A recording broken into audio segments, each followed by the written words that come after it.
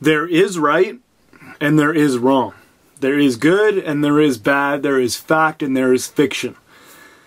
The lazy way to diffuse an argument or a debate or to degrade a point is to always say, well, that's just your opinion. That's bullshit. There is right and there is wrong. There is fact and there is fiction and there is good and there is bad. So when you get in arguments with people or when you're talking, you're trying to make a point and people always say, well, that's just your opinion. You believe that because of how you were raised or where you are, your worldview. That's nonsense. There is a right way to think, a right way to do things, and a right way to be. And why I'm bringing this up is because there's an idea that to be successful, no matter how you define that, but let's talk about financial success. There's an idea that to be financially successful, that you have to start with money. That is complete bullshit, but people cling on to this idea that you need to start with money to get money. They do this partially because they see that society it's easier to get rich when you're already rich because you're already there. Makes sense. But the other aspect to this is that by saying that you have to start with money to get money, this is an excuse that they can then fall back on.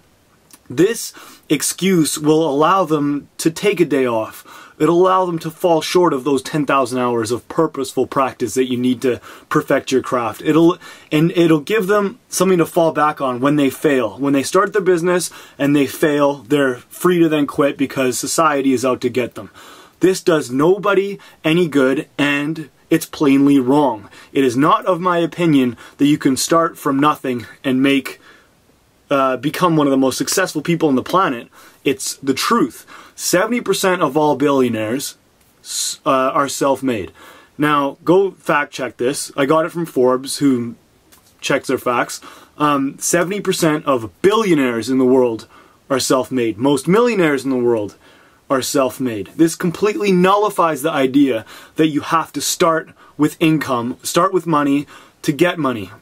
In fact, most of the people creating the world-changing products, companies, the real innovations in the world started from very little, and they saw something in society that needed to change, be it Jobs or Gates with the personal computer. They took the computer out of the hands of the corporations and the big business and brought it down to the consumer, the individual level. Now guys like me, who I didn't start with very much money, can start an online business, make a comfortable living, start a tribe and a community geared towards bringing guys to that next level of their life and building stronger, more self-reliant men. All because these guys that weren't funded by their parents or weren't funded by a big inheritance or anything like that, saw something in society that needed change, and they brought about that change. Michael Dell did the same.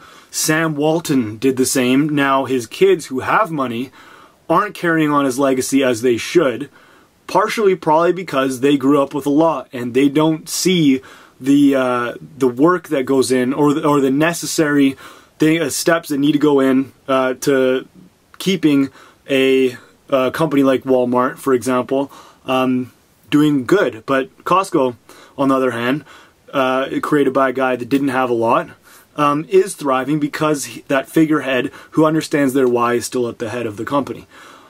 All I'm saying is that there is right and there is wrong.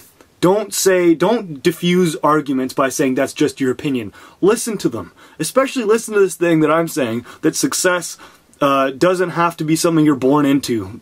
The opposite is true. When you face resistance, when you face an uphill battle, you get the pride of climbing that battle, pushing through your failures, pushing through all the obstacles you're facing and reaching your place in the sun and your success. There's nothing that can take that pride away from you.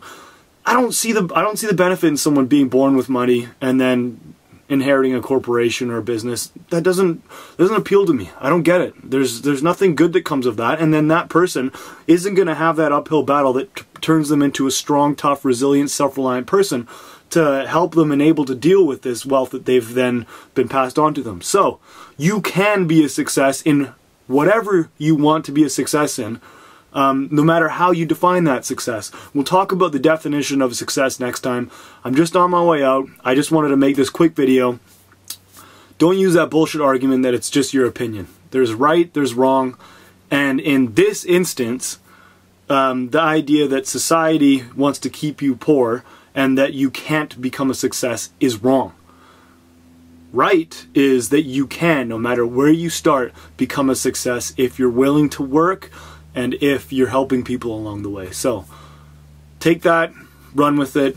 I put a link just to the blog in the description. Check out the blog. We got tons of awesome articles that you'll like if you like this video. So I'll talk to you soon.